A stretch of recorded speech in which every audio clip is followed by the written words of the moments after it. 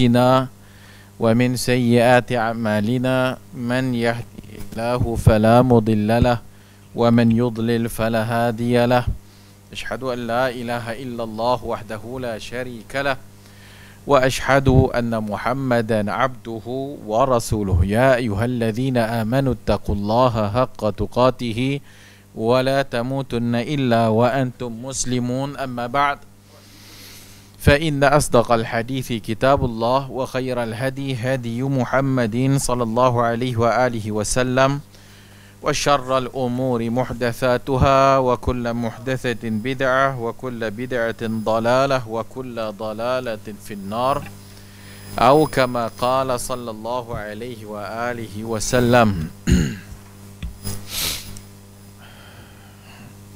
Tersambung dalam Bulughul Maram. Ada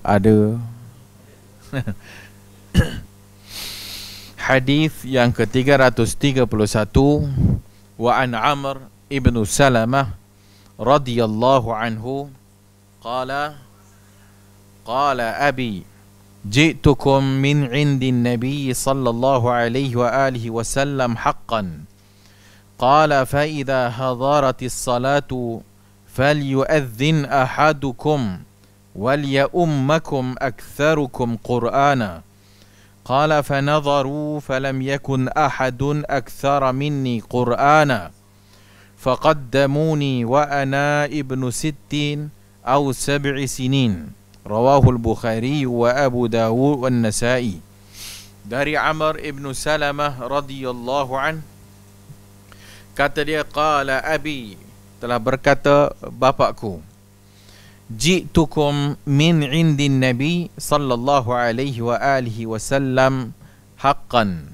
Ji'tukum, aku telah datang daripada sisi Nabi sallallahu alaihi wa alihi wasallam. Faqal fa idza hadaratis salatu falyu'azzin ahadukum, apabila telah datang waktu salat, falyu'azzin ahadukum, hendaklah salah seorang kamu azan, wal ya'ummakum aktsarukum qur'ana, dan hendaklah yang menjadi imam di antara kamu itu aktsarukum qur'ana, yang paling banyak Qur'annya. Qala fanadharu falam yakun ahadun aktsara minni qur'ana. Kemudian fanadharu, orang pun duk tengok-tengoklah. Fanadharu, mereka tengok, lihat antara jemaah yang ada. Falam yakun ahadun aktsara minni qur'ana, tidak ada orang lain yang mengatasi dia ataupun mengatasi aku, maksudnya yang paling banyak Quran dia lah.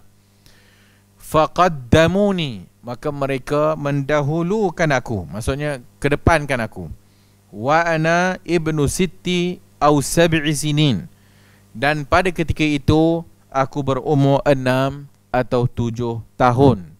Rawahul Bukhari wa Abu Dawud wan Nasa'i, diriwayatkan oleh Al-Bukhari, Abu Dawud dan Nasa'i.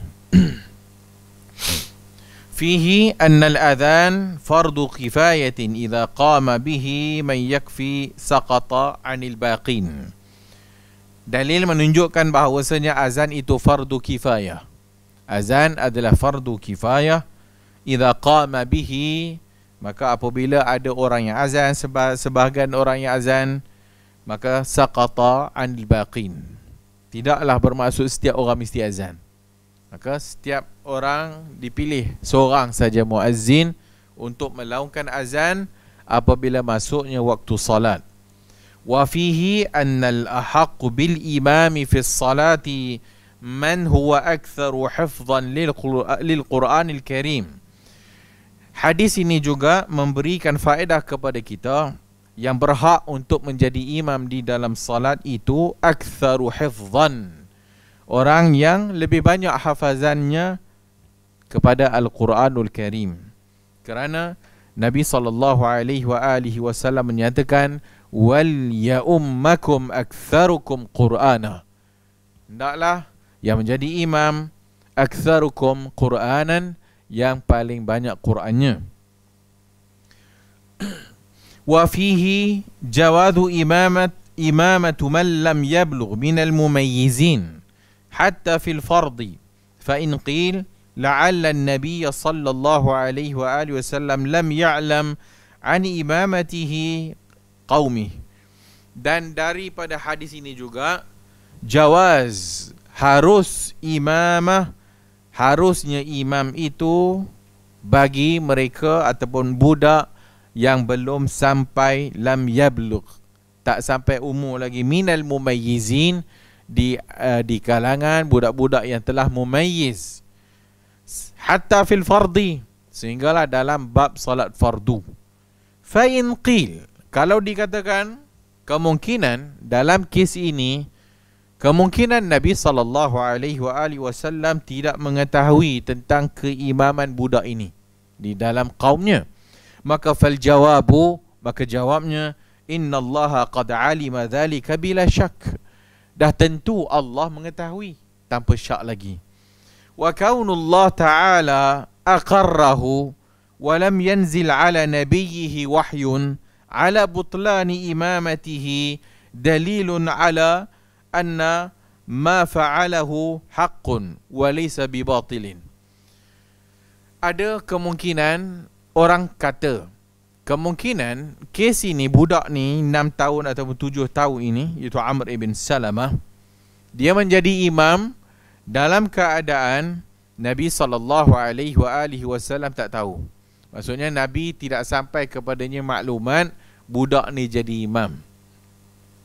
Tetapi jawabnya, Allah Subhanahu wa ta'ala Maha mengetahui. Dan wa kaunullah aqarrahu, Allah Subhanahu wa ta'ala aqarrahu, maksudnya Allah mengetahui dalam masa yang sama tidak turun wahyu kepada nabinya. Perbuatan ini menunjukkan tak dibenarkan, tak ada dalil. Maksudnya berlaku sesuatu pada zaman Rasulullah sallallahu alaihi wasallam, dan tentu itu zaman penurunan wahyu. Wahyu masih turun. Apa saja perkara yang dilakukan pada zaman Rasulullah sallallahu alaihi wasallam, kalau sekiranya ianya salah, dah pasti adanya wahyu bagi tahu. Dah pasti wahyu bagi tahu. Sebab ini melibatkan hukum hakam agama. Ini melibatkan salat. Ini melibatkan suatu yang bersangkutan dengan hak Allah Azza wa Jalla.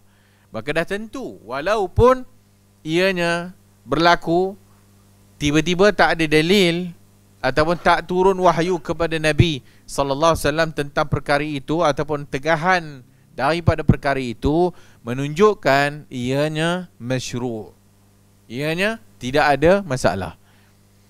Kalau sekiranya tidak boleh imam budak yang belum balik terhadap orang lelaki yang telah pun balik, maka sudah tentu sampai wahyu kepada Rasulullah sallallahu alaihi wasallam.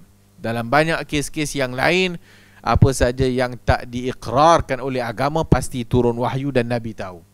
Oleh kerana dia berlaku pada zaman Nabi SAW dan tidak ada wahyu yang menyanggahi perbuatan tersebut, dah tentu ianya masuk dalam bab takrir. Masuk dalam bab takrir. Wa fihi anna at-tamyiz yakunu bis-sadisati aw sabi'ati hasba quwwati idrakil atfal. Umur mumayyiz dalam hadis ini boleh jadi 6 ataupun 7 tahun. Depends on kanak-kanak. Lihat kepada kanak-kanak. Quwwatu idrakil atfal. Budak-budak walaupun belum balik, jika sampai umur mumayyiz. Apa maksud umur mumayyiz? Umur yang dah boleh berfikir, dah boleh tahu dah hak buruk dan baik. Itu mumayyiz. Itu maksud mumayyiz, boleh bezakan. Walaupun belum balik lagi. Hukum balik apabila seorang itu mencapai ataupun mimpi, kemudian keluar air mani, ataupun kalau sekiranya tidak datang mimpi sekalipun, para fuqaha menyatakan umur 15 tahun maka dikira telah balik. Dan antara tanda balik itu adalah tumbuhnya bulu kemaluan. So, tumbuhnya bulu kemaluan itu tanda balik, walaupun mungkin dia tak mimpi, walaupun mungkin dia tak keluar air mani lagi. Wa kaunuha sab'an inda ba'dil fuqaha innama hiya amrun aghlabi allaqa bihil hukum. Dan disebut 7 ini inda ba'dil fuqaha, sebahagian fuqaha, innama hiya amrun aghlabi, secara aghlabnya umur 7 tahun mumayyiz. Wa fihi anna al-Quran sababu li raf'atil insan wa 'uluwi maqamihi fid dunya wal akhirah. Dalil hadis ini juga memberi faedah kepada kita bahawasanya Al-Quran itu mengangkat hamba-hamba Allah. Al-Quran mengangkat darjat. Al-Quran mengangkat darjat seseorang insan, dan ketinggiannya itu ataupun ketinggian makamnya di dunia dengan Al-Quran. Buktinya Nabi SAW, wal ya ummakum aksarukum Qur'ana. Hendaklah yang menjadi imam itu yang banyak Qurannya, maksudnya yang banyak hafazan Qurannya. Maka ini menunjukkan bahawasanya Al-Quran adalah mengangkat martabat insan, ataupun Al-Quran mengangkat makam individu. Lagi banyak Al-Quran dalam dirinya, lagi tinggilah darjatnya di sisi Allah Subhanahu wa ta'ala. Sebagaimana ilmu, yarfa'illahu alladhina amanu minkum walladhina utul ilma darajat. Dan tentu Al-Quran itu ilmu, maka sesiapa yang ada Al-Quran dan lebih banyak daripada orang lain, maka dah tentu ketinggian makamnya lebih tinggi daripada orang lain. Wa fihi anna al-imamata afdalu min al-adhan. Antara faedah yang boleh kita ambil daripada hadis ini, kata dia, anna al-imama afdalu min al-adhan. Mansab, tempat kedudukan imam itu lagi tinggi daripada azan. Kedudukan imam lagi tinggi daripada azan. Lianna al-imamah, kerana imamah itu, maka dia disangkutkan dengan ilmu. Imamah, menjadi imam, maka disangkut dengan alim. Amal azan fa ajazahu min ayyi ahad. Adapun azan, siapa-siapa pun boleh. Azan siapa-siapa pun boleh. Wa li'anna al-imamata yata'allaqu biha min ahkamis salah ma la yata'allaqu bil azan. Dan imam bersangkutan dengan hukum hakam salat berbeza dengan azan. Maka azan untuk memberitahu telah masuk waktu. Adapun imam, dia mesti tahu hukum hakam salat. Tiba-tiba dia tertinggal tahiyat awal, dia pun gelabah, tak tahu nak buat apa dah. So imam mesti ada ilmu tentang imam lah. Imam-imam kita ni dekat negara kita ni, lantikan imam ni seniority.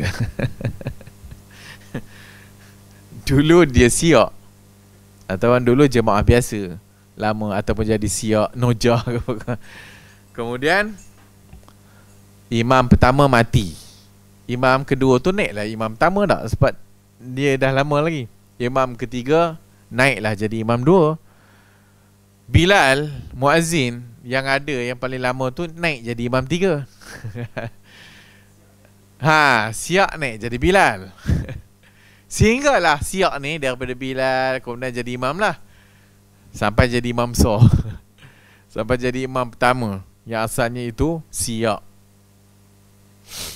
Kemungkinan ilmu tak bertambah, tapi apa, garangnya macam berilmu sangat kan. Lebih-lebih pula macam dia tahu sangat kan.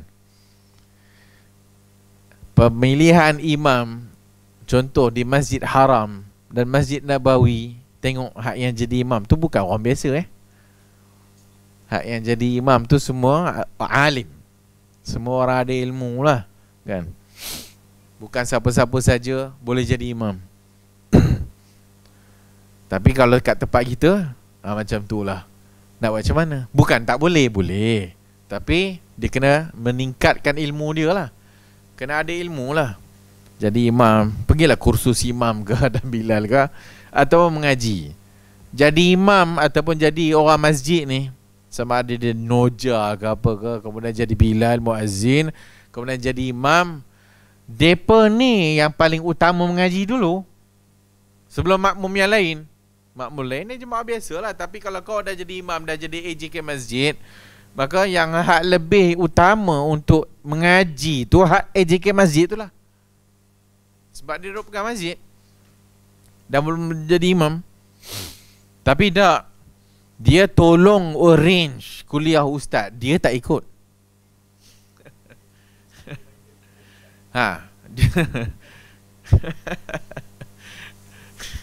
Dia arrange lah, dia buat lah apa nama kuliah. Ataupun dia tolong pasang mikrofon. Lepas pasang mikrofon, ustaz pun duduk buka, dia pun masuk bilik belakang. Dia masuk bilik belakang, dia balik Ustaz, balik rumah Ustaz, balik pergi pasar malam ke apa benda ke. Yang penting program ada. Yasin tahlil dia duduk lah, sebab siapa nak baca, kau tak dia kan.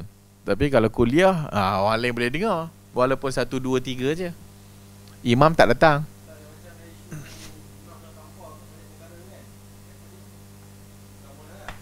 Sebab apa? Aha.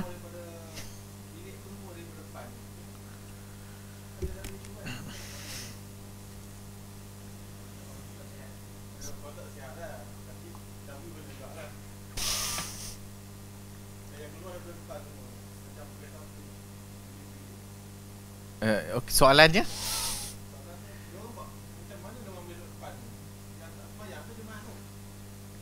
Oh, Jumaat.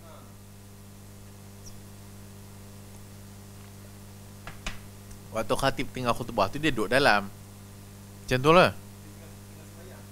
Oh, tengah semayang.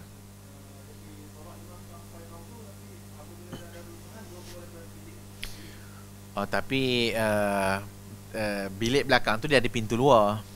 Boleh jadi dia pergi berkejur ke ikut belakang tu, dia keluar ikut pintu mimbar. Saya nak kata tak semayang, marah pula kan. Dia semayang tapi dia masuk ikut tepi lah kot kan. So, biasa bilik belakang tu, bilik imam tu, biasa dia ada pintu pula keluar ke sana kan. Wallahu a'lam. Ataupun mungkin uzur lah kot.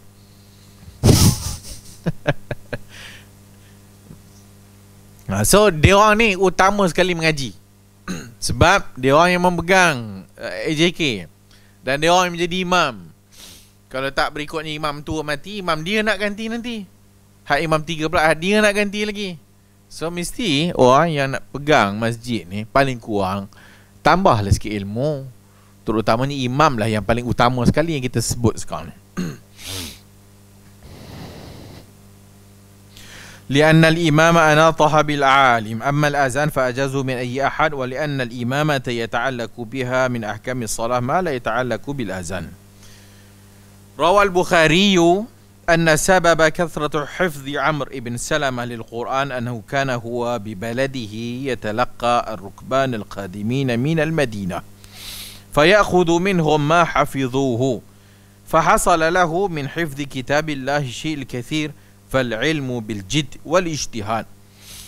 Diriwayatkan oleh Al-Bukhari, antara sebab banyaknya hafazan Amr ibn Salamah ini apabila huwa bi baladihi yatalaqqa ar-rukban al-qadimina min al-Madinah. Kerana apabila datang sebahagian segerombolan datang daripada Madinah, dia ni orang yang datang pergi jumpa dan mengaji, ambil Quran daripada orang-orang yang datang dari Madinah ni. Sebab itu Amr ibn Salamah lebih banyak hafal Al-Quran. Fahasala lahu min hifzi kitabillah syai'il kathir. Maka berbeza dengan orang lain. Maka orang lain mungkin tak ambil kesempatan, tetapi yang Amr ibn Salamah, maka dia ambil kesempatan, dia mengaji dan dia ambil Al-Quran daripada orang-orang yang datang dari Madinah ni. Fal ilmu bil jiddi wal ijtihad. Dan ilmu mesti dengan al-jidd wal ijtihad, mesti tekun. Dan disebut dalam hatta Imam Muslim meriwayatkan hadis dalam bab salah, tapi dia kata ilmu itu tidak didapatkan dengan birahatil jasad. Ilmu tak datang dengan rehat-rehat. Ilmu tak datang dengan rahatil jisim, duduk goyang kaki ilmu datang, tak. Ilmu datang bil jid wal ijtihad. Mesti mengaji, mesti belajar sungguh-sungguh. Bukan menyanyi-nyanyi. So nyanyi-nyanyi nak ilmu apa? Ilmu bukan pergi duduk kat kubur. Ngaji dulu, baru duduk kat kubur. Ngaji dulu. Tak ada ilmu transfer daripada kubur terus. Tak ada. Ilmu dengan jid wal ijtihad. Mesti mengaji lah. Dah kalau dah diri sendiri tak mengaji, pergi ke sana, duduk menghadap kubur di setiap hari, apa yang dia mengaji, maka nak dapat ilmu macam mana? Kan? Maka ilmu mesti dengan berusaha sungguh-sungguh. Daripada sekolah, manjaddan wajada, manjadda wajada. Siapa yang sungguh-sungguh, dia akan dapat lah. Siapa yang tak sungguh-sungguh, dia tak dapat lah. Memang susah. Sebab tu tak semua orang boleh menuntut ilmu. Tak semua orang boleh menuntut ilmu. Ada orang memang tak mampu. Ada orang memang tak tahulah. Mungkin dia punya had penerimaannya tu dah lah, aku tak boleh nak tinggi-tinggi lah. Had tara ni je lah yang aku mampu pun. So tak semua orang mampu mengaji. Tak semua orang mampu belajar ilmu hadis. Tak semua orang mampu belajar ilmu agama. Sebab itu mesti ada sebahagian. Yang sebahagian yang kita hantar ni yang mampu. Jangan hantar yang tak mampu. Yang tak mampu tu paksa lah macam mana pun memang tak boleh lah. So mesti ada kecerdikan jugalah kan. Kalau dah tak cerdik nak belajar agama, susah jugalah. Zahab al-Hanafiyatu ila adami sihhati imamati as-sabi. Al-Hanafiyah menyatakan tidak sah imam sabi. Sabi ni budak-budak yang tidak balik, belum balik, yang mencapai umur mumayyiz, itu dipanggil sabi. Dari sudut mazhab al-Hanafiyah, tidak sah budak kecil jadi imam.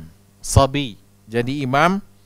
Alladhi dunal bulugh, yang belum cukup umur. Fi fardis salati wa nafliha, fardu pun tak boleh, sunat pun tak boleh. Maksudnya tak boleh jadi imam kepada orang yang dah baligh. Wa dhahaba al-Malikiyyah wal Hanabilah, adapun Malikiyah dan Hanabilah, ila adami sihhati imamati fil fardi dunan nafli. Yang tak boleh itu yang fardu. Sunat boleh. Yang fardu tak boleh jadi imam kepada yang dah baligh. Tapi dia jadi imam salat istisqa. Boleh tak? Boleh lah. Dia jadi imam solat hari raya. Boleh lah sebab sunat kan. Adapun Asy-Syafi'iyah ila sihhati imamatihi fil fardi wan nafli. Dalam mazhab Syafi'i sah. Sama ada fardu ataupun sunat boleh berlaku. Dalam mazhab kita Syafi'i, budak-budak yang belum capai umur baligh sah jadi imam kepada yang dah baligh. Dalilnya hak yang kita baca lah ni, tajuk bab ataupun hadisul bab. Bagi itu dalilnya, iaitu Amr ibn Salamah. Apabila dia kata pada ketika itu dialah yang paling banyak hafal Quran dan dia dikedepankan oleh orang kampung dia, dan pada ketika itu dia kata umurnya lebih kurang 6 atau 7 tahun.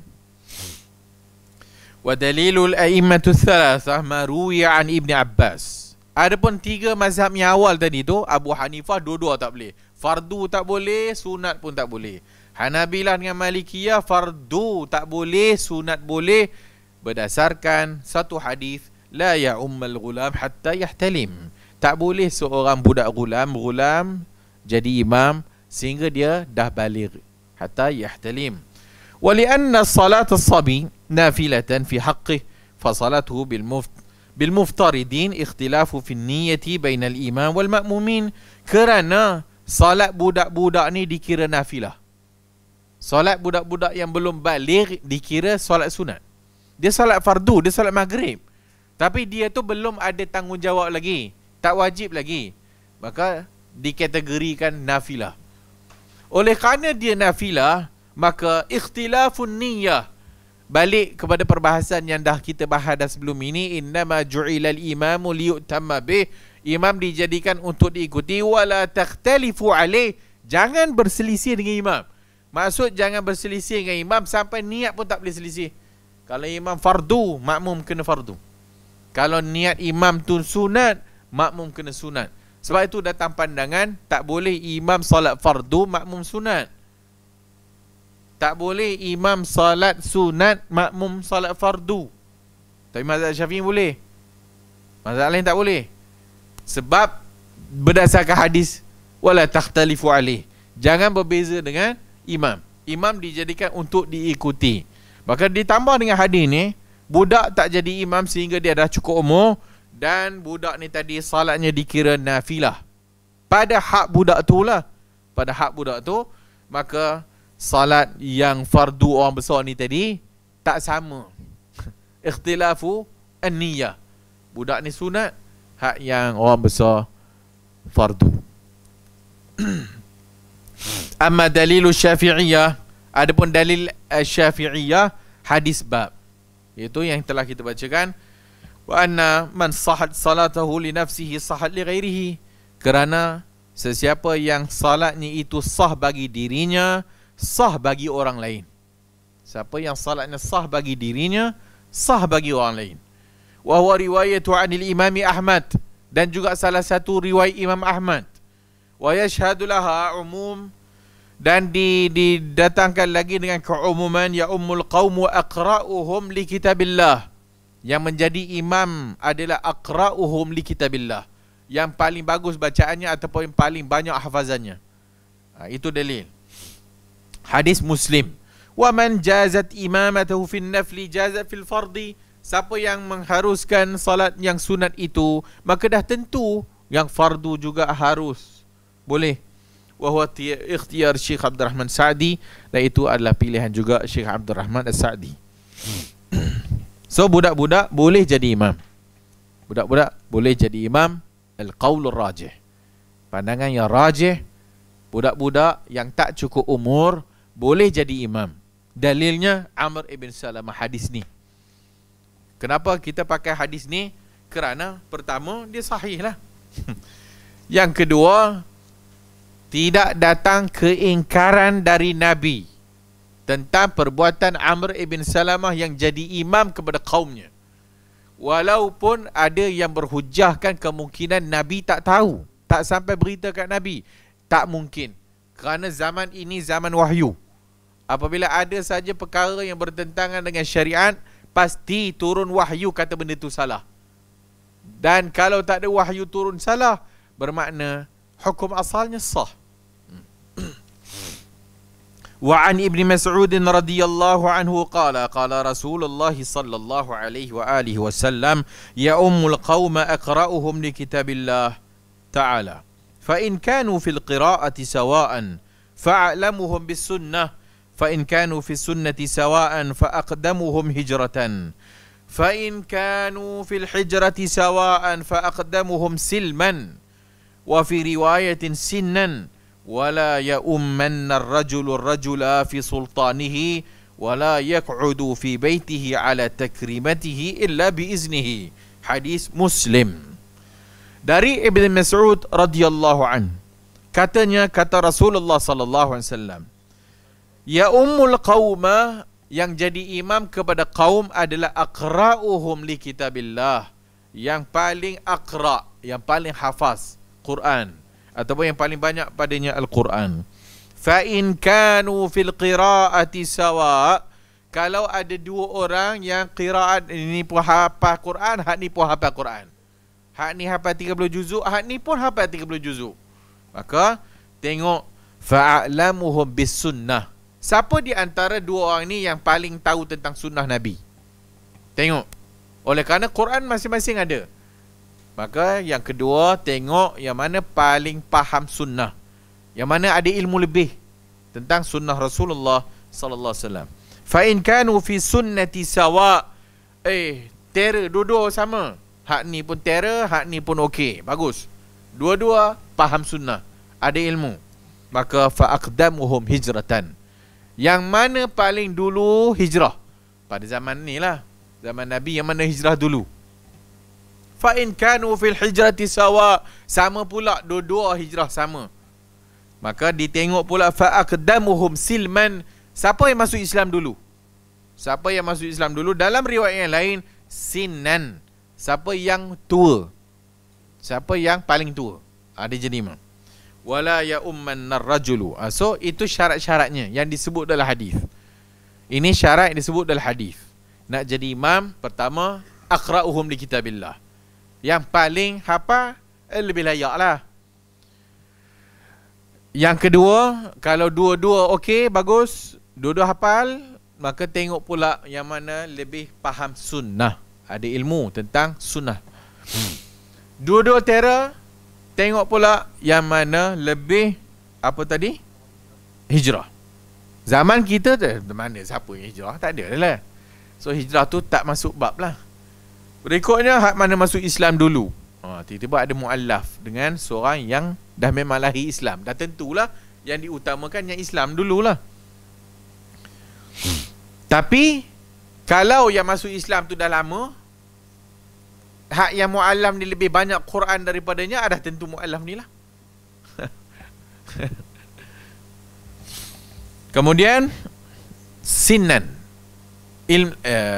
umur. So seniority dalam Islam, kita tidak apa orang kata, tak mengesampingkan seniority.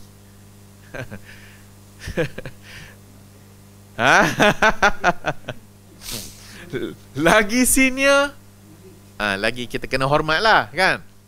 Sama juga kan, di sisi antara para alim juga begitu. Yang dikatakan apa nama, kibar. Apa maksud kibar? Kibar dari sudut ilmu dan umur. Ilmu dan umur. Tapi kalau umur muda, lebih banyak ilmu dari hak yang tua, dah tentulah hak yang ni kibar lah.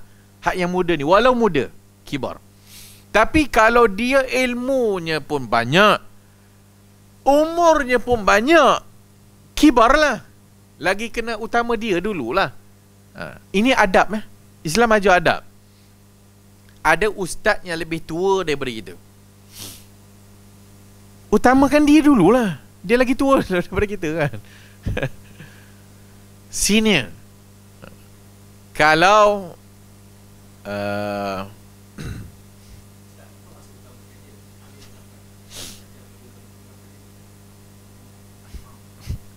asal imam lah.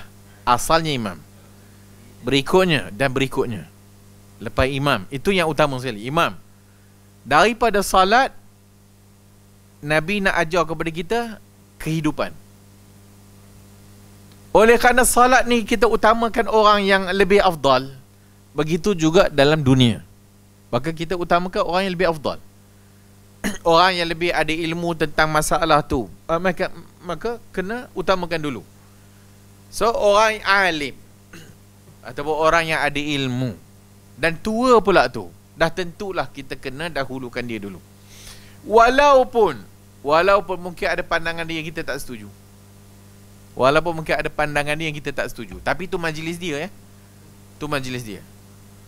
Bukan maksudnya benda salah, benda diperselisihkan, dan dia memilih pandangan itu majlis dia, kena hormatlah.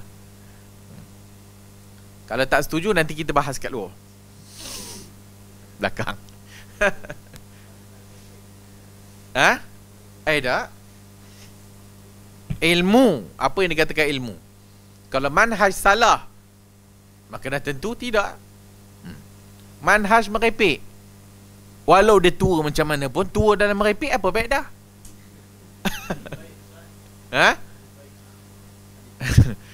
Ahlul bait memang dah tentu. Tapi Nabi kata, man batta'a bihi amaluh lam yusri' bihi nasabuh. Ni tok dia kata, sesiapa yang batta'a bihi amaluhu, sesiapa amalannya tak ada, batta'a bihi amaluh, amalan tak ada, apa tak ada, lam yusri' bihi nasabuh, nasab keturunan yang baik pun tak boleh tolong. Wahai Fatimah, Nabi cakap kat keluarga dia, kan? Kalau Fatimah curi, aku potong tangan dia. Dia keturunan Nabi. Dah curi, potong tangan. Walau dia ahlul bait. Ahli sunnah menghormati ahlul bait, yes.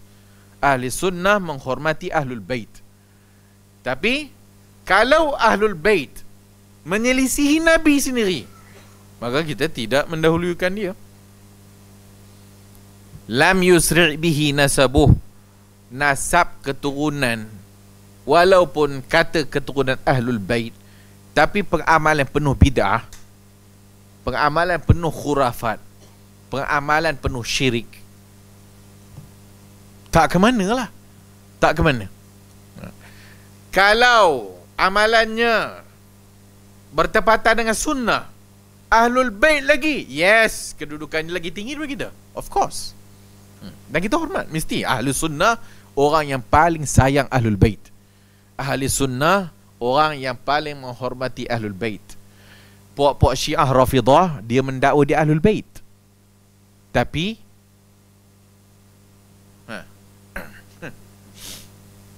dia kata dia ahlul bait, tapi akidahnya rosak. Ini keturunan had ahlul bait pun tak boleh tolong. So ingat, you ahlul bait, amalan pun kena amalan hak betul, hak Nabi aja, hak tok aja. So kalau tok aja something kau tak nak ikut, menyelisihi lagi, maka jangan bangga sangat lah. Jangan bangga sangat. Tu ditambah lagi hak keturunan Syekh malam Jumaat. Tu bukanlah. Jangan salah faham. Ahli sunnah suatu mazhab yang paling sayang dan menghormati ahlul bait, ahlu sunnah. Ahlu sunnah tu siapa? Hak ikut dalil Quran, sunnah. Dan tentulah ikut Nabi lah. Apa kita cakap tadi? Apa isu tadi? Kibar. So dalam Islam, kibar sinnan wa ilman, hak tu paling utama sekali lah. Tapi kibar juga boleh jadi orang muda. Orang muda tapi ilmunya banyak. Ilmu Allah kurniakan dia ilmu yang, dan dia seorang alim. Dia kibar. Dia kibar walau umurnya muda. Walau umurnya muda.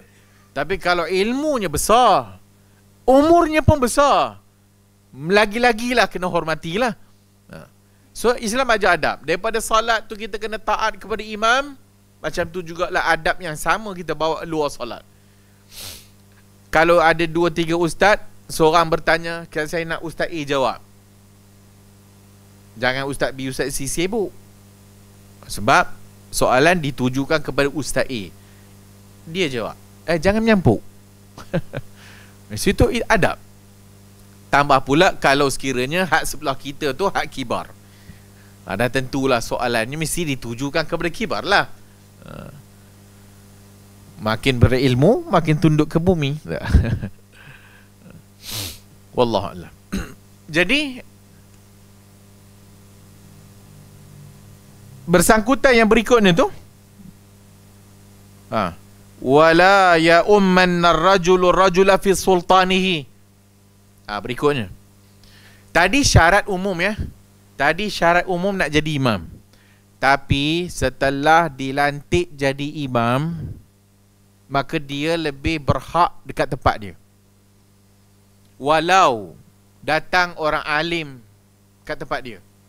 Orang alim tu datang kat tempat dia, dan dia yang imam tu telah dilantik, maka orang alim ni tak boleh curi tempat tu. Sebab itu dia punya tempat dan dia lebih berhak kepada tempat dia. So kata Nabi, la ya umman ar-rajulu rajula. Jangan tiba-tiba kita pergi satu masjid, oleh kerana ai ustaz, orang pun kamat, kita menderu ke depan. Tahu imam dia ni ada imam, of course lah, ustaz lah kan. Tapi ada imam, apa halnya ambil tempat aku imam. Kau memang luku ustaz, memang ya, memanglah kau ustaz, tapi yang jadi imam kat sini aku. So kalau ustaz tu menderu ke depan, nampak tak ada ilmu lah. So ini Islam ajar lah. Sebab tu tak boleh iftiad alil imam yang kita sebut dah dulu.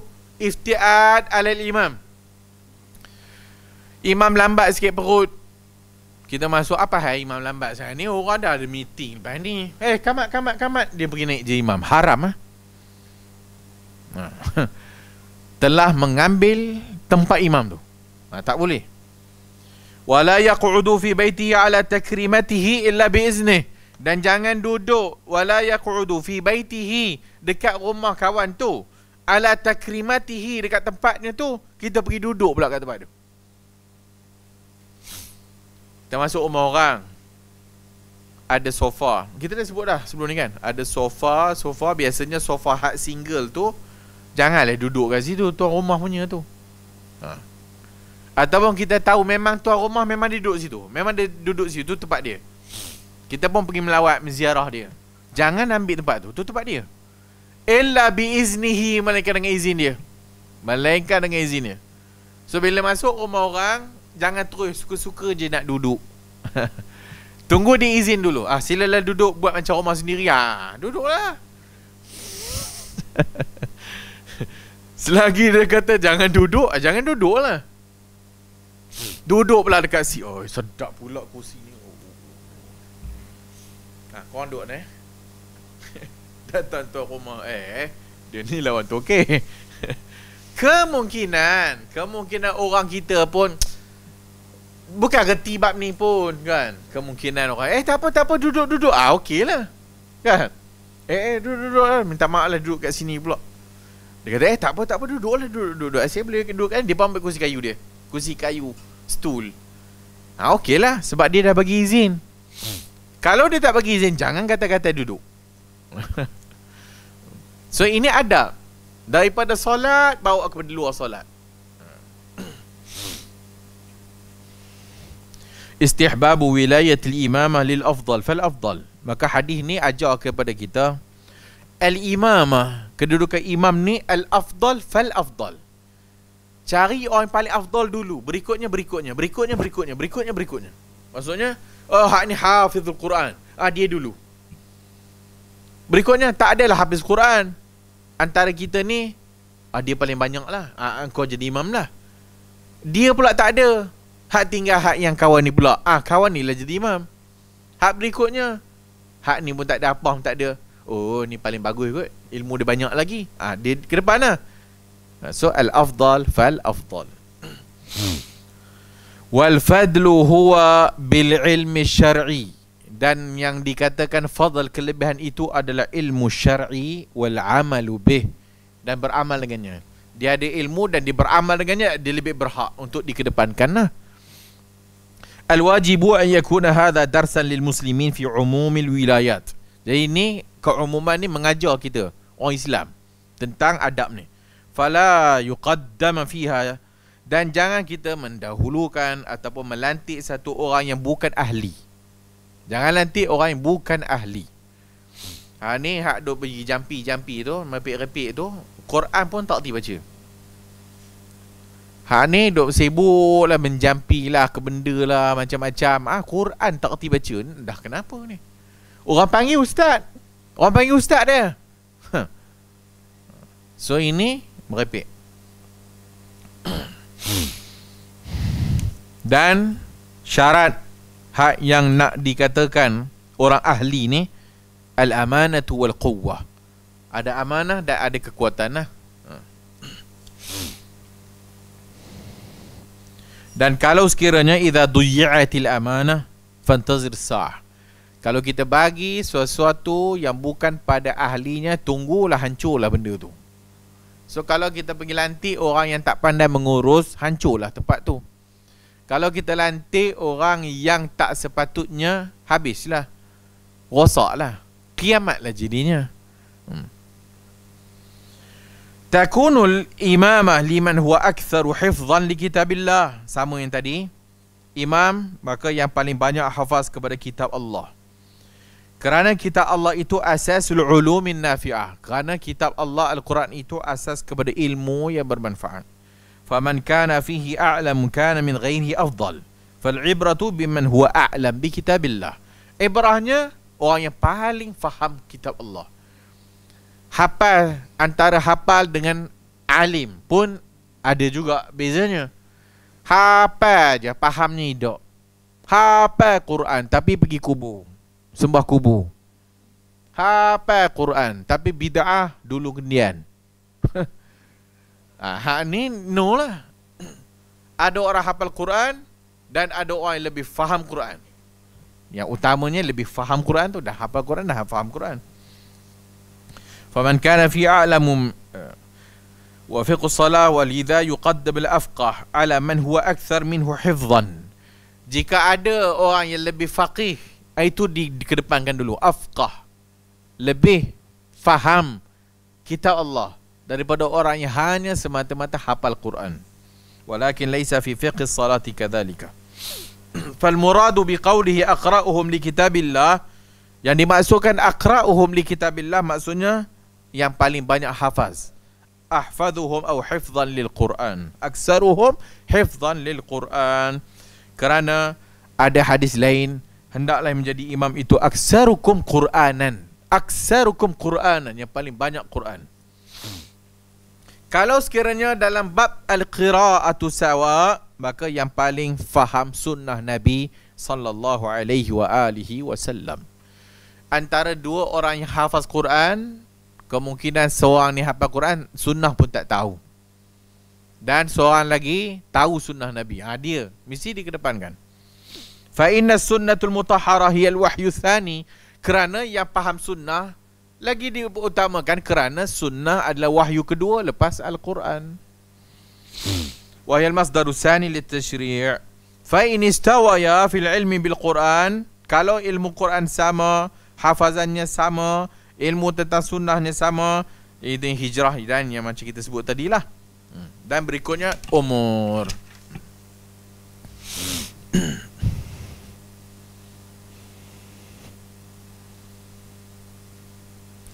Berikutnya sahibul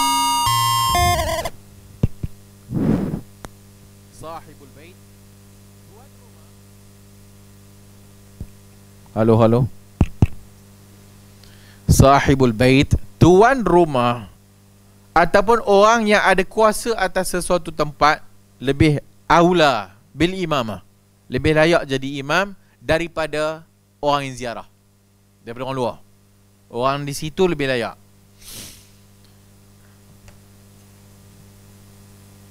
Orang yang duduk situ, kemudian datang menteri besar, mana lagi layak jadi imam? Menteri besar. Yelah, of course lah. Sebab menteri besar, dia menguasai negeri, kan? So dia lebih layak untuk dikedepankan jadi imam. Imam yang ada tu kat Baitul Salam je. Kalau datang Ustaz K dari AJN, walaupun Ustaz K imam kat AJN, tak boleh, cannot. Tapi kalau Ustaz K MB Selangor, dia diutamakan lah sebab dia MB.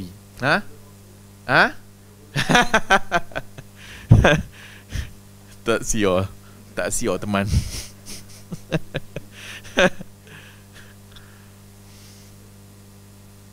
Dalilnya pada zaman sahabat semua, maka sahabat didahulukan jadi imam.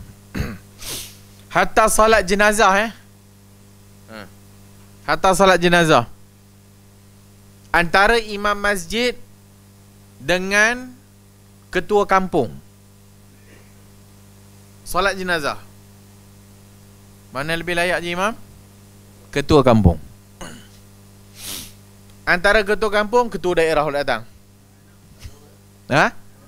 Apa tu? Maksudnya anak.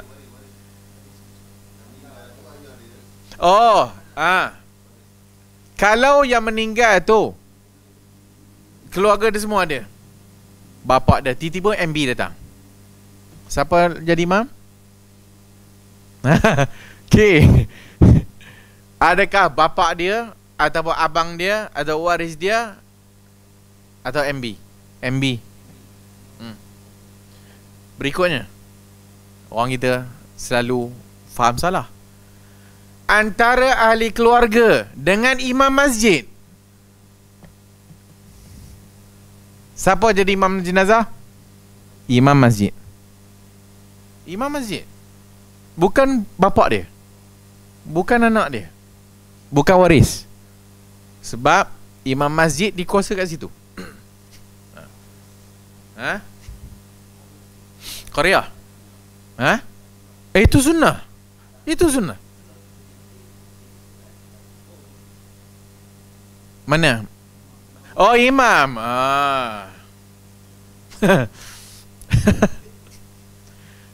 Bismillah.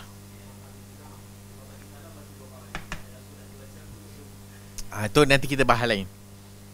Ini kita bahas tentang basic. Siapa yang layak jadi imam ni? So, macam itulah berikutnya dan berikutnya dan berikutnya. Di rumah kita, kita imam.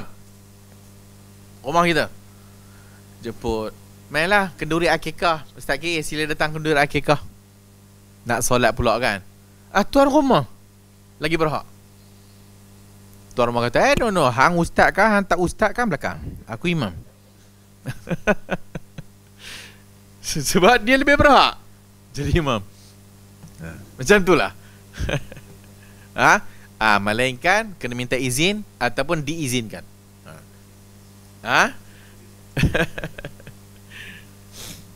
Dalil minta izin?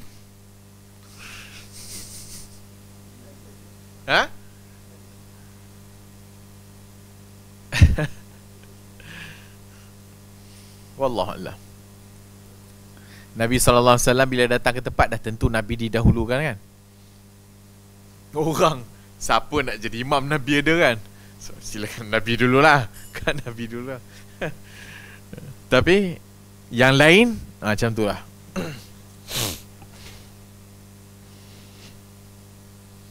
Habis, ada apa nak tanya?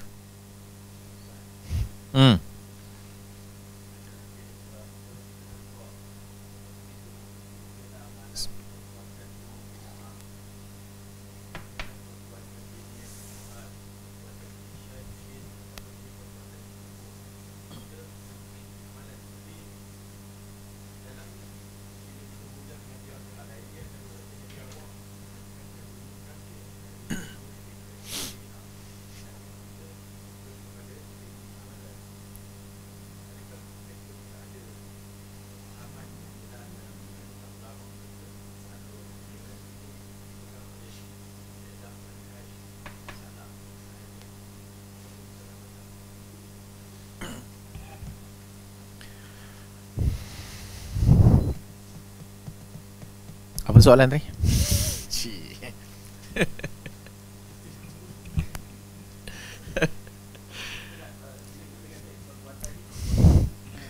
Apabila kita kata sesuatu perbuatan itu kufur, adakah semestinya pelakunya kafir?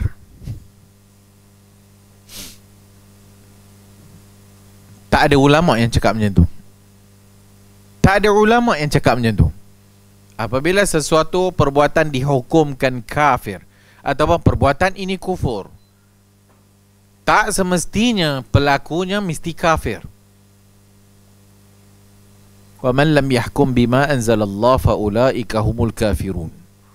Wa man lam yahkum bima anzalallah fa ulaika humuz zalimun. Wa man lam yahkum bima anzalallah fa ulaika humul fasiqun. Nak yang mana? Sama je. Siapa yang tak berhukum dengan hukum Allah, kafir. Dalam page yang sama, siapa yang tak berhukum dengan hukum Allah, fasik. Dalam page yang sama, siapa yang tak berhukum dengan hukum Allah, apa tadi? Zalim, fasik. Fasik. Mana satu? Adakah kafir mesti zalim? Boleh kalau nak kata zalim, nanti kata itu. Adakah mesti fasik itu kafir? Adakah mesti zalim itu kafir? Apabila Ibn Abbas, para sahabat lain menyatakan kufrun duna kufrin, apa maksud dia? Kufrun duna kufrin, kekufuran yang tidak kafir. Perbuatan itu kufur, orangnya itu tidak dihukum kafir. Al-Khawarij angkat slogan, siapa tak hukum mengaku Allah kafir lah dan sebagainya. Tapi para sahabat tak faham macam tu. Al-Khawarij menghukumkan pelaku dosa kafir. Pelaku dosa kafir. Sebab man lam yahkum bima anzalallah, dia suka sangat ayat wa'id, ayat ancaman. Para sahabat tak faham macam tu. Para sahabat tidak menghukum begitu. Ada para ulama yang menghukumkan orang yang meninggalkan solat kafir. Dua qaul, qaulai min ahli sunnah. Dua qaul dalam ahli sunnah tarikus salah, orang yang meninggalkan solat. Sebahagian kata kafir, sebahagian kata tidak kafir. Dia muslim asi, bermaksiat kepada Allah Azza wa Jalla. Dan adakah orang yang bermaksiat kepada Allah kafir? Tak, belum tentu. Kena tengok pula kepada kemaksiatan yang dibuat. Sebagaimana benda yang baik itu ada darajat, benda yang buruk, bid'ah, kekufuran ada darakat. Dia punya tingkatan-tingkatan. Ada bid'ah yang mukaffarah. Ada bid'ah yang boleh sampai kepada tahap kafir. Ada bid'ah yang tak sampai tahap kafir. Antara pelaku bid'ah maulid, menyambut maulid, dengan yang memang sembah kubur, sujud depan kubur, sama ke tak? Tak sama. Pelaku sambutan maulid bid'ah, sembah kubur bid'ah mukaffirah, bid'ah yang mengkafirkan. Ahli sunnah tak pernah faham Sabtu orang yang dihukum kufur amalannya, ataupun sesuatu amalan yang dihukumkan kufur mesti orangnya kafir. Dah, mana sebila ahli sunnah faham macam tu. Para sahabat tak faham macam tu. Apabila kita kata perbuatan ini haram dan perbuatan ini sesiapa yang melakukannya kafir, takkah banyak dalil Quran kata begitu? Takkah banyak dalil hadis kata macam tu?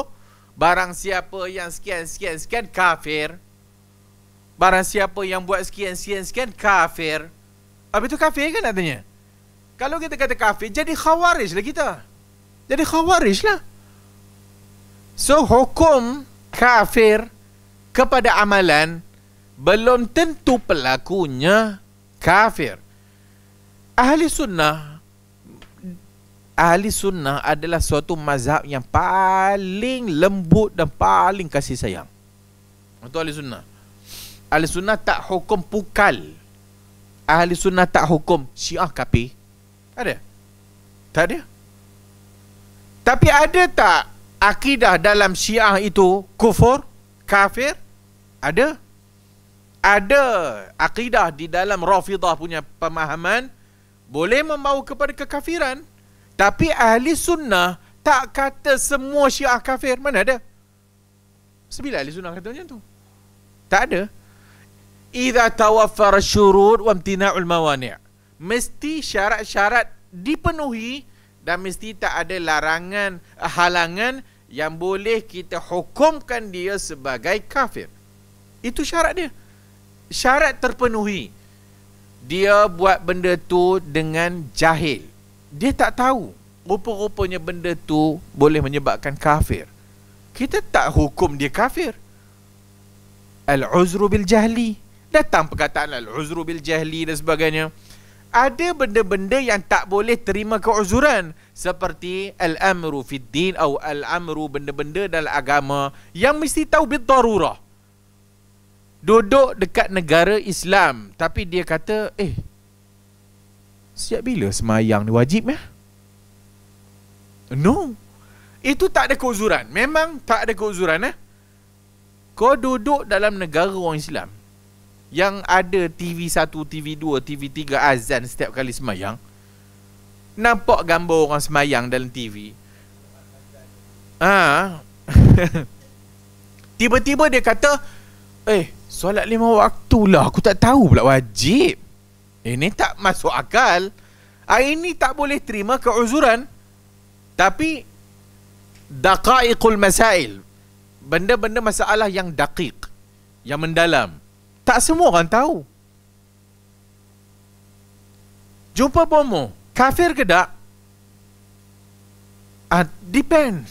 Tengok, jumpa bomoh boleh membawa kepada kekafiran, tapi tak semua orang yang jumpa bomoh mesti kafir. Tak. Pakai tangkal syirik, tapi pelaku yang pakai tangkal belum tentu musyrik. Belum tentu. Sebab dia pakai tangkal, sebab ustaz dia ajar macam tu. Ustaz dia kata boleh pakai, dia tak tahu, dia pakailah. Dia duk pergi kubur, duk jilat batu nisan. Dia tahu tak jilat batu nisan tu bid'ah? Dia tak tahu dah, ustaz kata boleh. Yang mati ni wali. Yang mati ni wali. Mestilah batu nisannya lazat.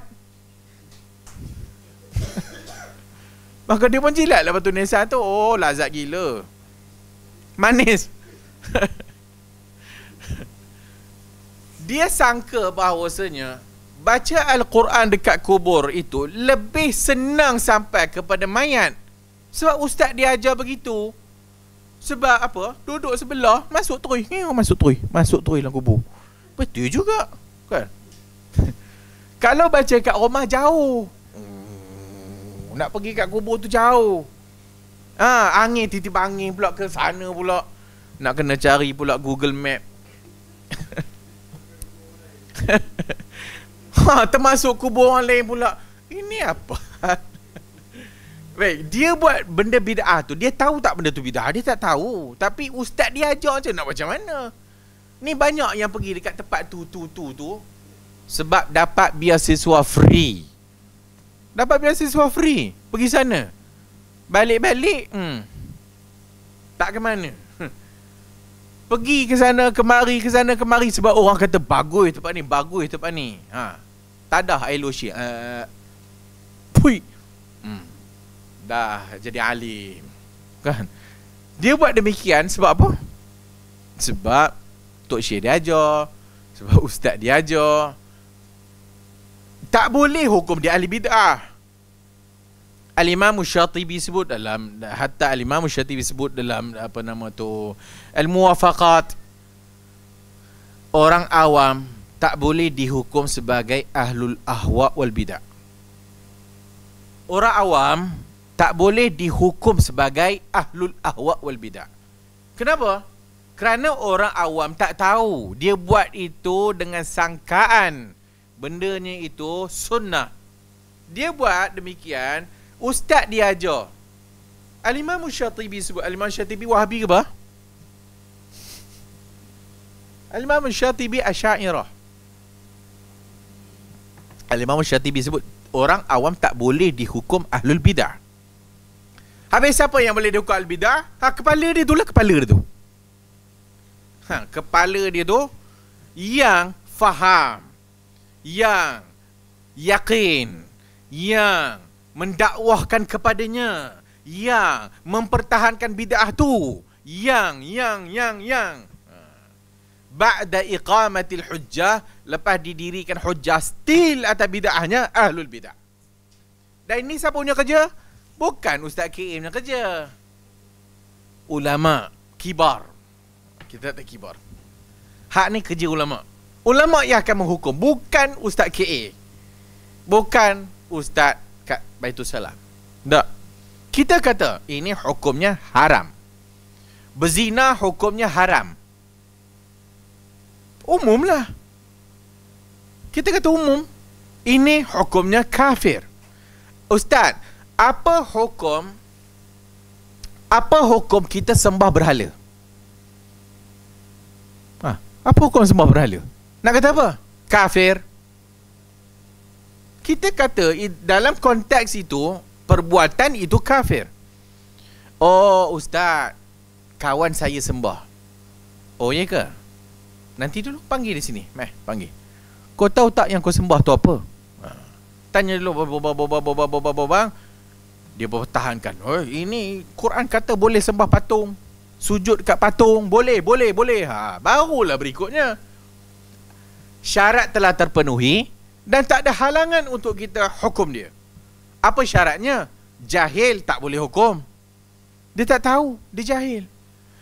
Orang yang dipaksa, mukrah, orang yang dipaksa, kafir ke tak?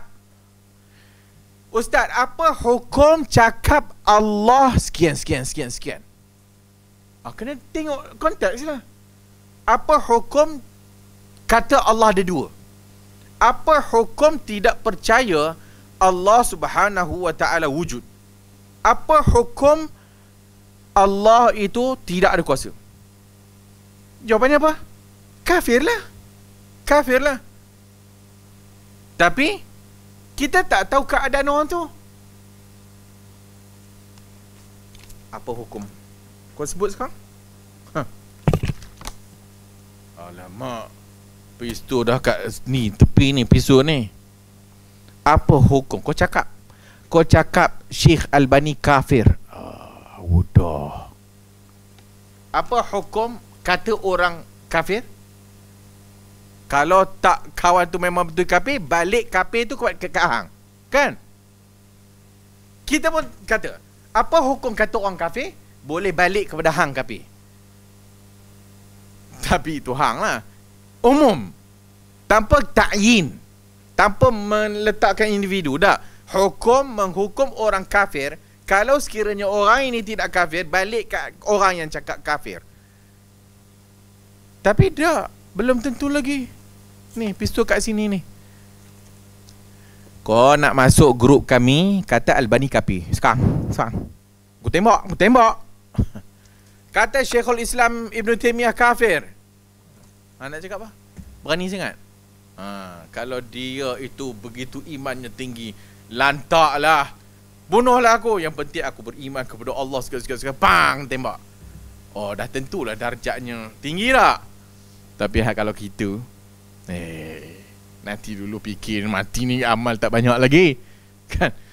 Albani kafir. Apa hukum dia? Orang tu dia dipaksa, tak dihukum kafir ya? Boleh terima tak bab ni? Oi, ahli kuburiyun. Ini umum ya, kita tak ada kubur kat sini umum.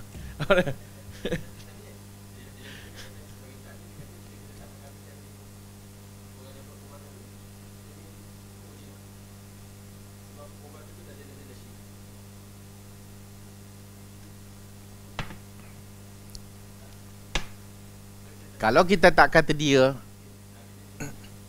kita murjiah.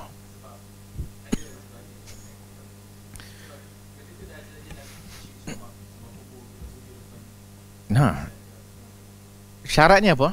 Idza tawaffar syurut wa imtina'ul mawani'. Ni, dua ni. Ada cukup syarat, tak ada halangan. Siapa yang nak menentukan syarat dengan halangan ni?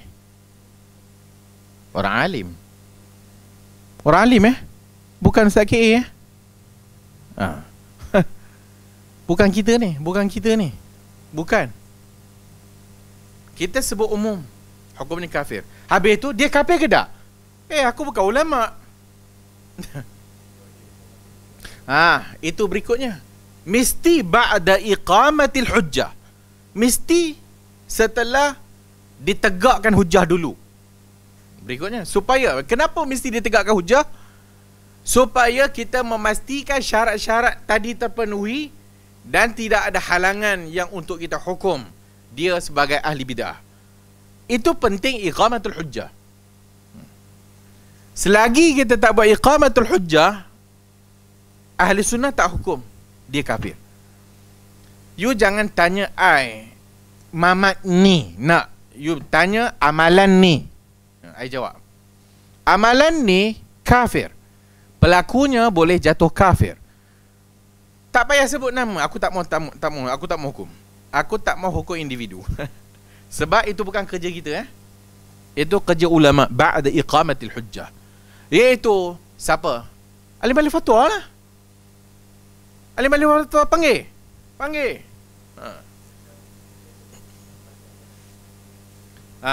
Dulu dipanggil Abu Ya tak? dipanggil Abuya, kemudian dibuat satu majlis, tengok dia faham ke tak. Dia pun kata, I bertaubatlah. Dan sebenarnya dan saya juga mengingatkan kepada pengikut-pengikut saya supaya bertaubat kepada Allah. Alah, tipu je. Lantak dia lah nak tipu. Biarlah dia tipu. Kita hukum yang zahir. Kita hukum ni zahir. Oh, sebenarnya Abuya, kan dulu ada timbul isu. Sebenarnya Abuya mulut je dia kata macam tu. Sebenarnya dia tetap macam tu. Dan pengikut-pengikut dia yang bertaubat itu oleh kerana dah ditanya kan, maka itu taqiyah. Jadi Syiah lah kita. So dia kata begitu, sedangkan dalamnya hak tu dia ambil dalil yang tadi tu. Wa qalbuhu mutmainnun bil iman. Hati jantungnya itu tetap yakin dengan iman. Ucap kalam kufur boleh jadi kufur, tapi kalau hak kes yang sahabat tu tak, Ammar, keluarga dia habis kena bunuh belaka, hak dia ucap kalam kufur, tapi hatinya tetap dengan iman kepada Allah Ta'ala. Dia tak dihukum kafir. Puak-puak ni, budak-budak mentah hak yang pergi kat sana tu, yang pergi belajar, yang ditemu ramah oleh Syekh dalam video tu kan. Hak yang ditemu ramah budak-budak ni kita tak hukum mereka ahli bid'ah Kita tak hukum mereka kafir No. Mereka ni tak tahu apa ni, budak ni tak tahu apa. So kita tak hukum individu. Kita nyatakan amalan tu. Hak ni pun kalau tak faham kau katuk kepala pergi mengaji agama balik Hukmu kepada perbuatan di sini, hukum kepada individu kat sini tak sama Hukum perbuatan lain, hukum individu lain. Perbuatan tu kufur, tapi dia ni buat kenapa? Dia buat kena dipaksa. Kafir ke tak? Tak. Dia buat sebab tak tahu benda ni, rupa-rupanya syirik, dia tak tahu. Ustaz yang bagi tahu dia serban berlapis-lapis, jubah berlapis-lapis, mestilah dia percaya. Dia tak tahu selama hari ni yang dia buat tu rupa-rupanya kita dah kena tipu.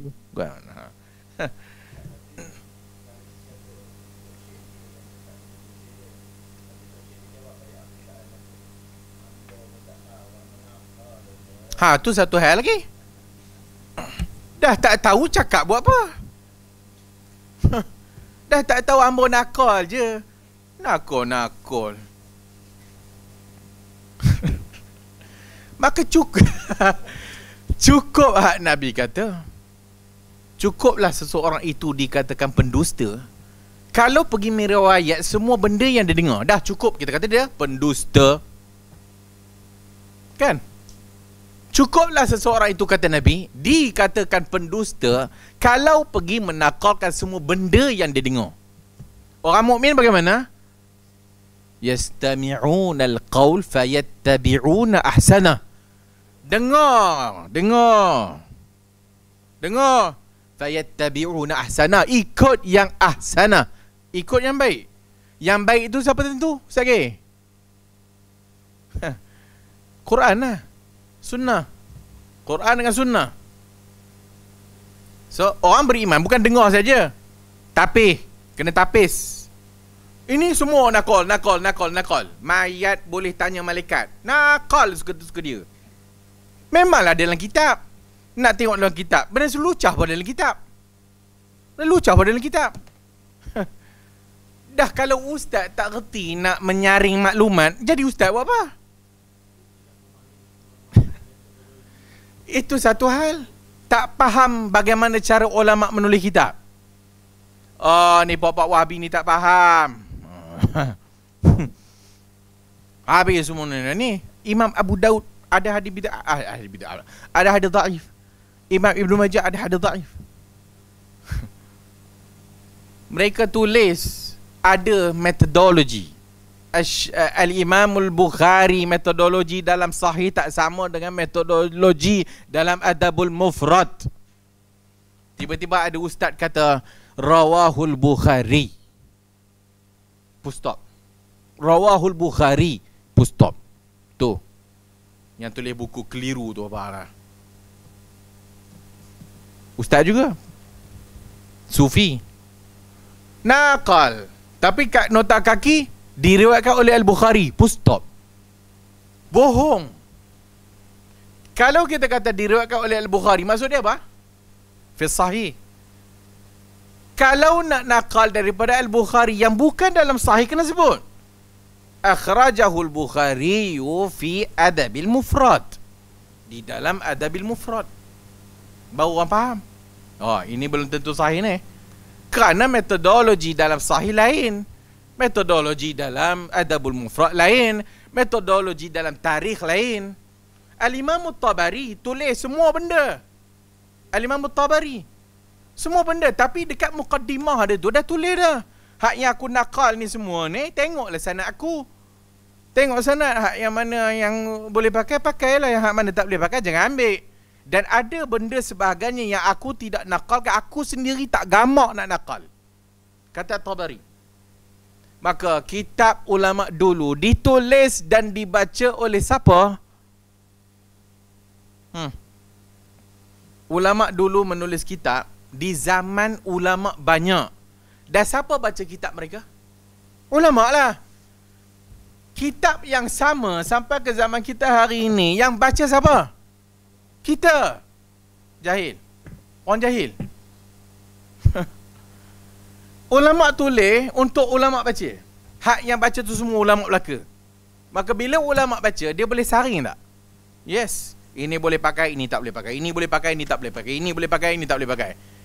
Ini datang pula ngaji sana, ngaji ni, perkataannya tahu ilmu hadis. Tapi tulis gitu aja umum. Mayat boleh bertanya kepada malaikat. Dah, stop. Orang bertanya lah. Selama hari ni kafar tu pun tak ajar macam tu. Kafar tu. UP kafar anak aku ajar. Anak aku belajar nak exam ni, darjah 5 ni. Tak pun ajar. Dia kata mukan hakir je tanya. Dia tak kata ada manusia yang boleh nakal. Boleh menyoal jawab malaikat. Bila orang bising bombang. Ni lah puak-puak ni tak baca. Tengok kitab ni. Tengok kitab ni. Ya, kita tengoklah. Kata terima kasih.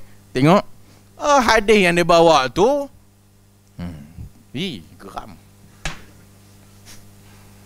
Tulis dalam Facebook. Hadis ini ada yang sahih dan mursal. Aku baling kan pun tahu. Apa maksud bila dia tulis ada yang sahih dan ada yang mursal? Apa maksud dia? Maksudnya ada yang sahih, betul sahih. Maksudnya boleh pakai lah kan? Ada yang mursal, daif. Sedangkan riwayat itu sahih secara mursal. Bukan ada yang sahih dan ada yang mursal. Sahih secara mursal. Geram ni.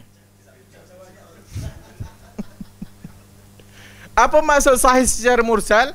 Daripada rawi akhir sampai kepada tabi'in, sahih.